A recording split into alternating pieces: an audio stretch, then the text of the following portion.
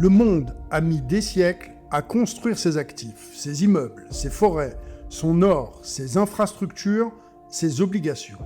Des richesses colossales, réelles, tangibles, mais verrouillées, inaccessibles au plus grand nombre, totalement immobiles. Aujourd'hui, tout cela est en train de changer.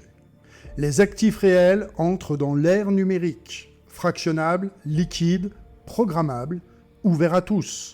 C'est la révolution des Real World Assets. Et c'est le sujet de ce podcast. Real Assets, comprendre la tokenisation du monde réel.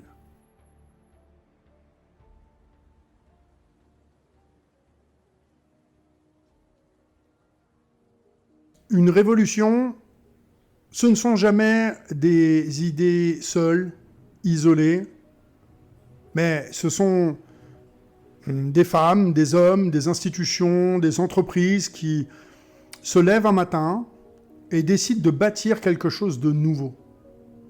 Et nous avons vu dans les épisodes précédents ce que sont les RWA. On a posé les fondations, donc d'où ils viennent, comment ils fonctionnent techniquement et juridiquement. Et il est temps maintenant de rencontrer ceux qui les font, ces RWA.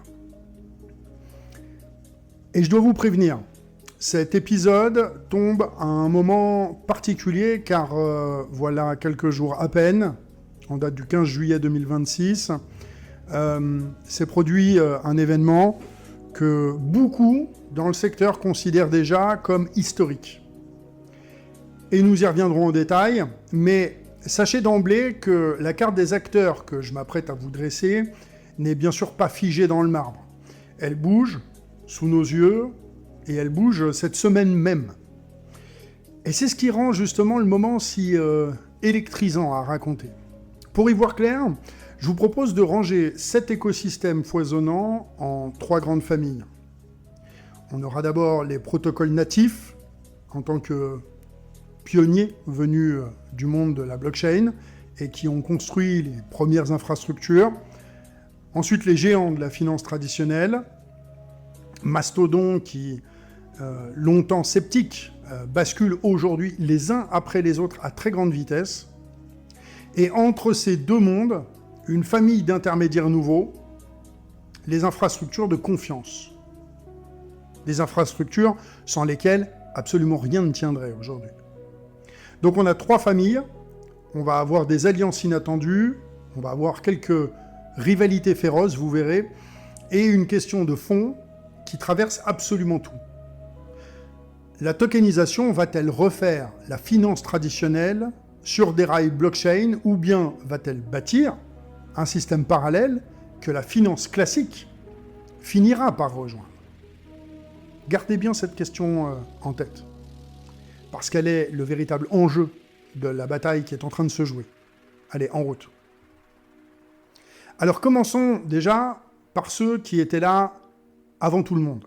Les protocoles natifs sont nés dans l'univers de la blockchain et ont été souvent moqués à leur début, et ils ont pourtant posé les premières pierres de ce que les plus grandes institutions de la planète construisent aujourd'hui. Les premiers noms à retenir, ou plutôt le premier nom à retenir, on va faire comme ça, c'est Centrifuge. Un ancêtre à l'échelle de ce secteur, je dirais.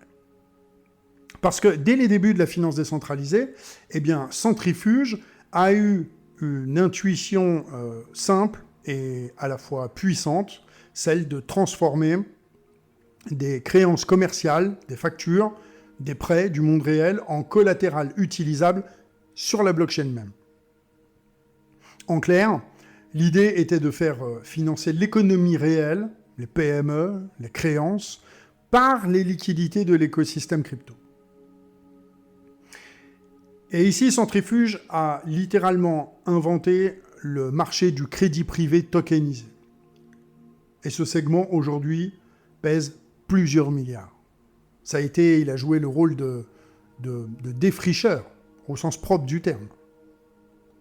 Et vient ensuite Ondo Finance. Et là, On va s'arrêter quelques instants parce que Ondo est devenu clairement l'un des géants incontestés du secteur.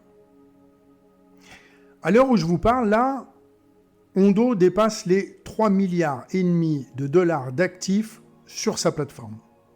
Sa spécialité de départ, c'était de rendre accessible on-chain le rendement le plus sûr du monde, celui des bons du Trésor américain. À travers un ensemble de produits comme le USDY ou le OUSG. Mais Ondo ne s'est absolument pas arrêté là, parce que le protocole s'est lancé dans la tokenisation d'actions et d'ETF américains avec une ambition absolument dévorante. Et il a noué des partenariats avec des noms qui donnent le vertige très clairement, tels que BlackRock, JP Morgan, Goldman Sachs, Mastercard ou encore PayPal. Le petit protocole crypto d'hier, en fait, dialogue désormais d'égal à égal avec Wall Street. À côté d'eux, vous avez d'autres artisans essentiels. Maple Finance, qui est spécialisé dans le prêt institutionnel tokenisé et qui a connu des défauts douloureux lors de la crise de 2022, en a tiré des leçons pour se reconstruire plus solidement. Goldfinch, qui finance des entreprises dans les marchés émergents grâce au capital crypto. Blackhead Finance, qui crée des répliques tokenisées d'actions et d'ETF classiques adossées un pour un à des titres réels conservés chez un dépositaire régulé. Ou encore dans l'immobilier, cette entreprise maintenant terminée puisqu'ils ont déposé le bilan, Realty, mais qui était néanmoins le pionnier américain, qui, souvenez-vous, distribue chaque semaine des loyers de ses maisons de Détroit directement dans les portefeuilles de ses investisseurs. Je vous renvoie à l'épisode sur Realty puisque leur système s'est écroulé à cause d'un manque de vigilance, un manque de sérieux, très clairement. Je l'explique assez largement dans l'épisode. Et l'utilisation de leur jeton ERC20 comme standard. Ils ont aujourd'hui divisé la pierre, la sécurité n'était absolument pas au rendez-vous. Bref, allez, rendez-vous sur realassets.fr et je vous propose donc d'écouter cet épisode si ce n'est pas déjà fait.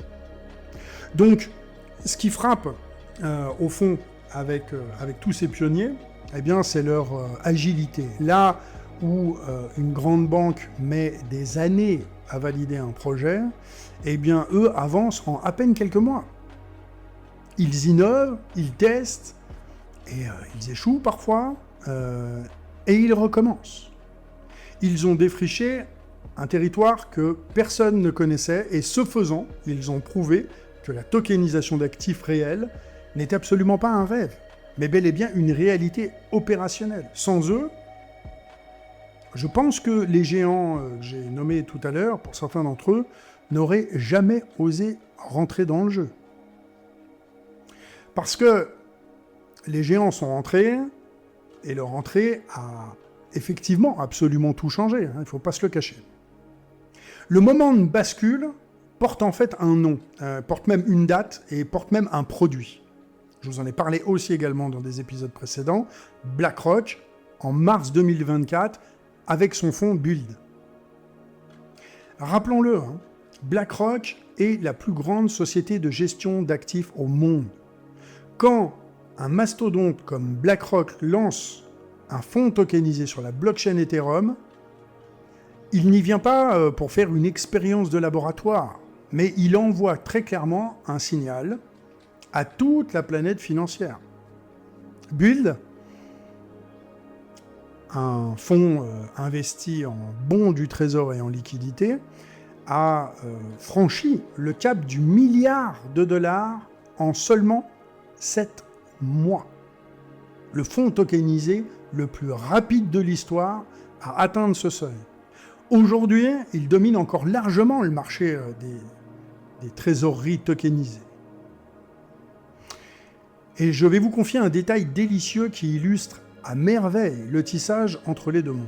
Ce fonds, Build, le fleuron de BlackRock, n'a pas été tokenisé par BlackRock lui-même. Il a été tokenisé par Securitize, qui est une entreprise dont nous reparlerons et qui est née dans l'écosystème des actifs numériques. Le plus grand nom de la finance traditionnelle s'est appuyé donc sur un acteur natif de la blockchain pour entrer dans le monde des tokens. Toute la dynamique du secteur se trouve là. Elle se trouve dans cette alliance. Et BlackRock, c'est pas le seul. Je vous parlais aussi également de Franklin Templeton, qui est une maison vénérable, fondée en 1947, et qui avait donc même précédé le mouvement en lançant en 2021, je crois, de mémoire, son fonds monétaire tokenisé qui s'appelait Benji. Et c'était le premier fonds mutuel américain régulé à vivre nativement sur une blockchain publique. Et on avait là un geste de pionnier, clairement, pour une institution de cette ancienneté, tout du moins. Aujourd'hui, Benji compte parmi les tout premiers du marché et au coude à coude, finalement, avec Bune. Et puis, il y a les grandes banques. Et chacune a sa stratégie propre, et c'est là que la carte devient absolument passionnante à lire. JP Morgan a bâti sa propre plateforme, aujourd'hui baptisée Kinexys. Sa logique est celle d'un registre privé réservé, taillé pour les paiements interbancaires et les règlements de gros à très haut volume. Avec cette idée d'une programmabilité disponible en permanence, jour et nuit. JP Morgan ne cherche pas d'abord à ouvrir la finance au grand public, mais il cherche à rendre sa propre plomberie interne beaucoup plus rapide, surtout moins coûteuse, et aussi également plus intelligente. Et Goldman Sachs, de son côté, a développé sa plateforme d'actifs numériques, la GSDAP, qui est centrée sur l'émission d'obligations numériques et nourrit le projet d'en faire une infrastructure partagée par l'ensemble de l'industrie.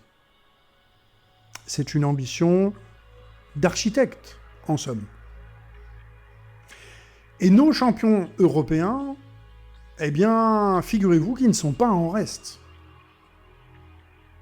Et je pense que c'est ce qui doit nous réjouir. La Société Générale, à travers sa filiale Société Générale Forge, s'est distinguée en se connectant aux blockchains publiques et notamment en émettant un stablecoin adossé à l'euro conforme au cadre européen.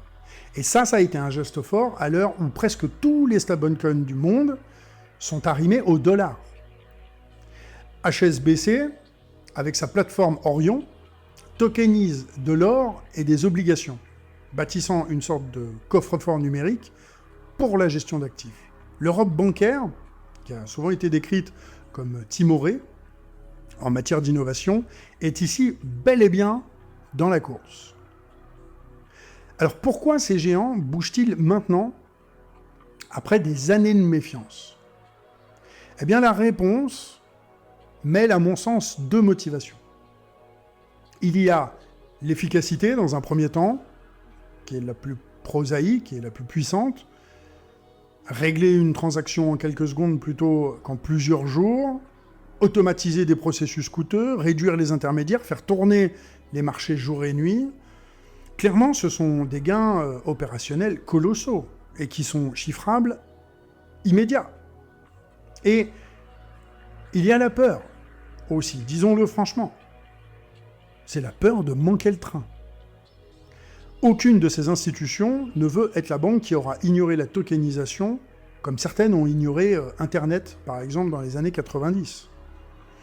Entre l'appât du gain et la crainte du déclassement, eh bien, vous avez là un mouvement qui est devenu irrésistible. Entre les pionniers et les géants, eh bien, il existe une troisième famille, qui est moins visible, mais qui est à mon sens absolument vitale. Ce sont les acteurs qui construisent la confiance, ceux sans lesquels ni les uns ni les autres ne pourraient finalement opérer. Ce sont les tisserands invisibles de l'écosystème.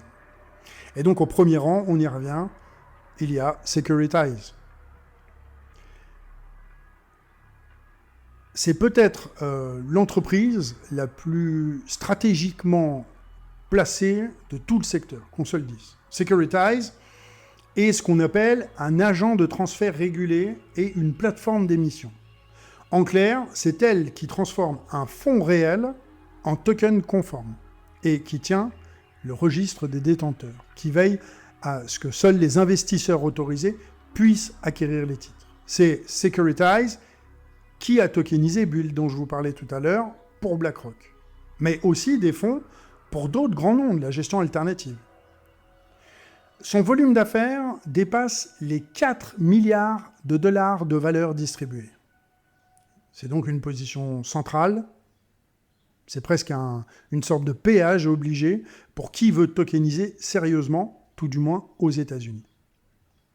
Et puis viennent naturellement les gardiens, les custodians, dont nous avons souligné l'importance capitale dans l'épisode précédent.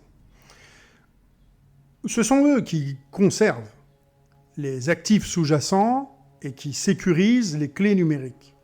Des noms comme Fireblocks, Anchorage, Cooper se sont clairement imposés comme les coffres-forts de niveau institutionnel de ce nouveau monde.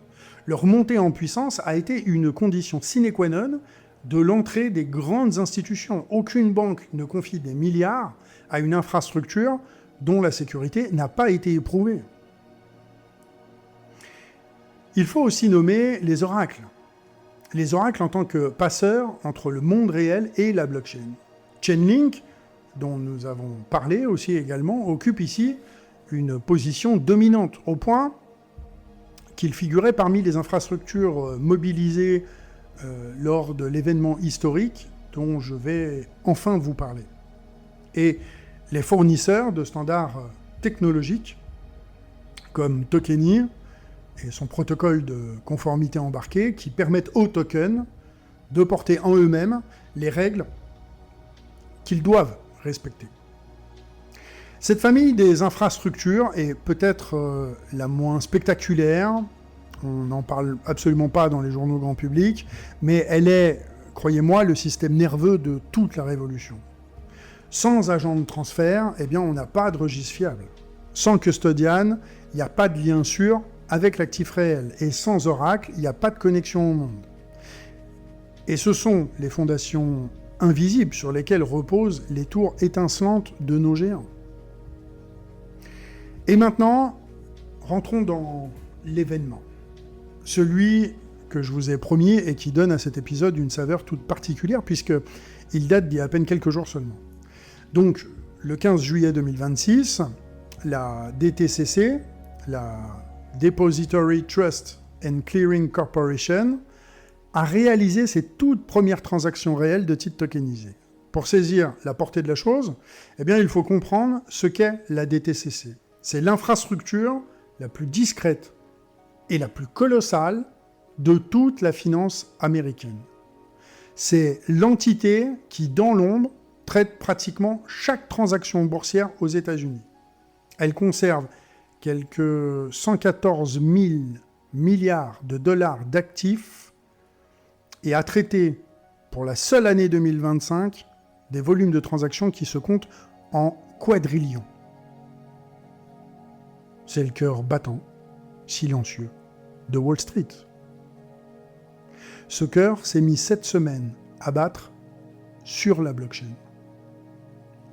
Concrètement, la DTCC a lancé son service de tokenisation en commençant par des transactions réelles, en production, sur des actions de grands indices, Russell 1000, des ETF majeurs répliquant le S&P 500 ou le Nasdaq, et des bons du Trésor américain.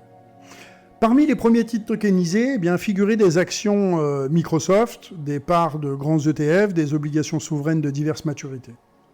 Et autour de la table, plus de 40 institutions financières parmi les plus puissantes du monde. BlackRock, JP Morgan, Goldman Sachs, Bank of America, Vanguard, State Street, les bourses de New York et le Nasdaq. Et même des acteurs comme Chainlink pour l'infrastructure. C'est un rassemblement d'une ampleur totalement inédite et ça s'est passé il y a à peine quelques jours. Il y a un détail juridique essentiel qui se place ici et il fait écho à tout ce que nous avons dit dans l'épisode précédent sur la réglementation. Ces titres tokenisés de la DTCC conservent exactement les mêmes droits légaux que leur version classique. Les mêmes dividendes, la même gouvernance, la même protection. Et ils sont pleinement interchangeables avec les actions traditionnelles.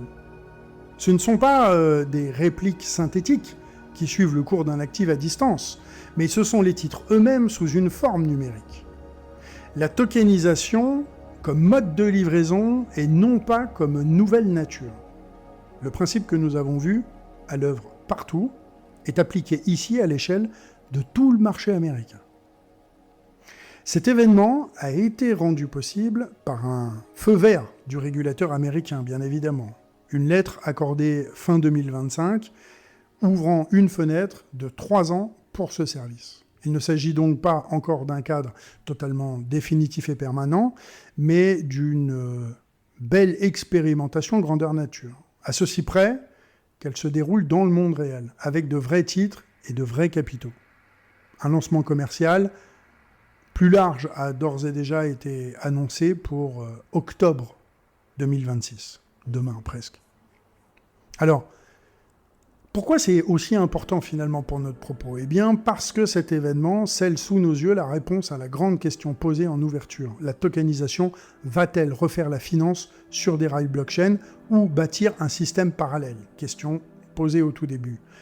La réponse qui se dessine, c'est les deux à la fois, mon général. Et ils sont en train de converger. D'un côté, les protocoles natifs, comme Ondo et Build, bâtis donc sur des blockchains publiques ouvertes, qui ont prospéré précisément parce que les rails traditionnels étaient lents. De l'autre, la DTCC qui tokenise le cœur du système existant dans un environnement régulé et fermé. On a là deux visions, on a deux architectures qui se rejoignent aujourd'hui autour d'une seule et même conviction, celle que l'avenir sera tokenisé. Et cette convergence ne signifie absolument pas l'harmonie, parce que comme toute révolution, celle-ci a ses lignes de fracture, un certain nombre de débats plutôt vifs, et un grand nombre de visions qui s'affrontent. Mais ces tensions sont fécondes, parce qu'elles dessinent les choix d'avenir. La ligne de fracture la plus profonde oppose deux philosophies que l'on peut incarner par deux acteurs, Securitize et Ondo, qui se sont d'ailleurs publiquement affrontés lors d'un débat de secteur au tout début 2026. D'un côté, la vision de l'émission native est permissionnée, le token et le titre lui-même, émis directement sur la blockchain, mais dans un cadre fermé où chaque détenteur est vérifié et autorisé. Ça, c'est l'approche privilégiée par les institutions et par la DTCC. Parce qu'elle offre un contrôle maximal, une conformité irréprochable, la sécurité que réclament absolument tous les grands capitaux. Mais sa limite, c'est qu'elle reproduit sur la blockchain les cloisonnements de l'ancien monde.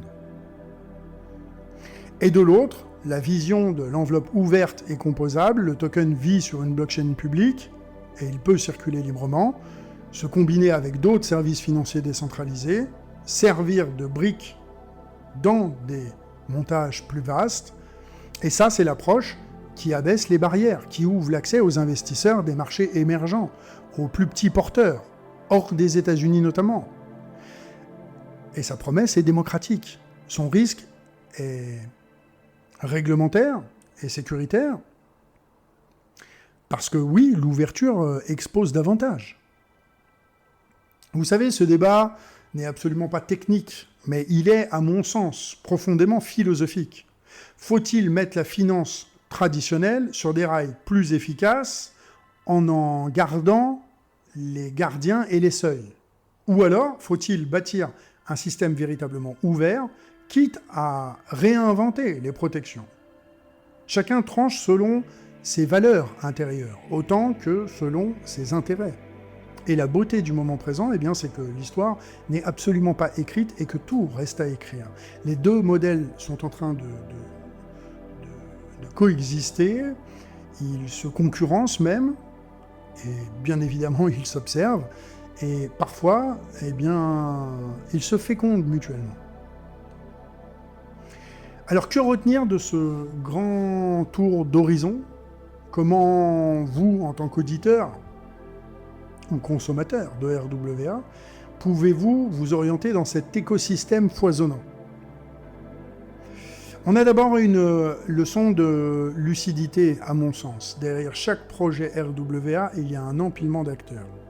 Un émetteur, une plateforme de tokenisation, un custodian, un oracle, un agent de transfert, une infrastructure de règlement. La solidité de l'ensemble ne vaut que par celle de son maillon le plus faible. Quand on vous présente un investissement tokenisé, la vraie question n'est pas seulement le rendement affiché, c'est plutôt qui sont les acteurs de la chaîne. Sont-ils régulés, éprouvés, réputés ? Un projet adossé à Securitize, un custodian institutionnel et un oracle reconnu n'offrent pas les mêmes garanties qu'un montage opaque porté par des inconnus, bien évidemment. Ensuite, une leçon d'histoire est en train de s'écrire, parce que nous vivons le moment précis où deux mondes, qui sont restés longtemps étrangers, sont en train de se rejoindre. Les pionniers de la blockchain ont ouvert la voie, les géants de la finance l'empruntent aujourd'hui à leur tour, souvent en s'appuyant sur ces mêmes pionniers. Et des infrastructures nouvelles tissent la confiance entre les deux. Cette convergence n'est ni totale, ni achevée, mais elle progresse sous nos yeux à une vitesse que l'événement du 15 juillet vient d'illustrer de façon éclatante. Et enfin, une leçon d'humilité et d'enthousiasme mêlé. Tout ce que je viens de vous décrire peut évoluer très vite. Des acteurs domineront, d'autres vont disparaître, des alliances vont se nouer et vont aussi également se défaire.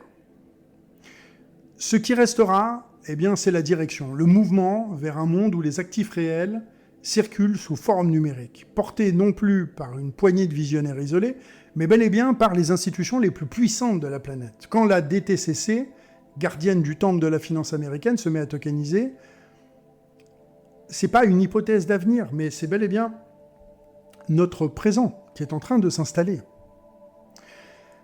Nous avons posé en 6 épisodes, je compte pas les bonus, bien sûr, ce sont des bonus, l'ensemble des fondations, je vous le disais tout à l'heure. Le concept, l'histoire, la technologie, la mécanique juridique, la réglementation mondiale et aujourd'hui les acteurs. Vous commencez là à disposer désormais d'une vision d'ensemble complète du système RWA, dans un regard grand public, bien évidemment. Je pense qu'il est maintenant temps de plonger, à partir du prochain épisode, dans le détail des grandes classes d'actifs, une par une. Et nous commencerons par celle qui vous parle sans doute le plus, parce que... Alors à vous et puis à moi, parce que c'est aussi celle qui est au cœur de mon propre métier, à moi. L'immobilier tokenisé. Pourquoi la pierre, si naturellement associée au RWA dans l'imaginaire, est-elle en réalité si difficile à tokeniser ? Quels modèles fonctionnent ? Lesquels ont échoué ? Et pourquoi ? La promesse de liquidité, au fond, tient-elle vraiment ? Nous entrons dans le concret, avec des exemples, avec des chiffres, et le regard surtout d'un praticien, votre serviteur. Je suis déjà pressé de vous retrouver, c'était David Hubert, et je vous dis au prochain épisode. Vous venez d'écouter Real Assets. Si cet épisode vous a appris quelque chose, partagez-le. Cette révolution mérite d'être comprise par le plus grand nombre. Retrouvez tous les épisodes, les ressources et les références sur realassets.fr. À très bientôt.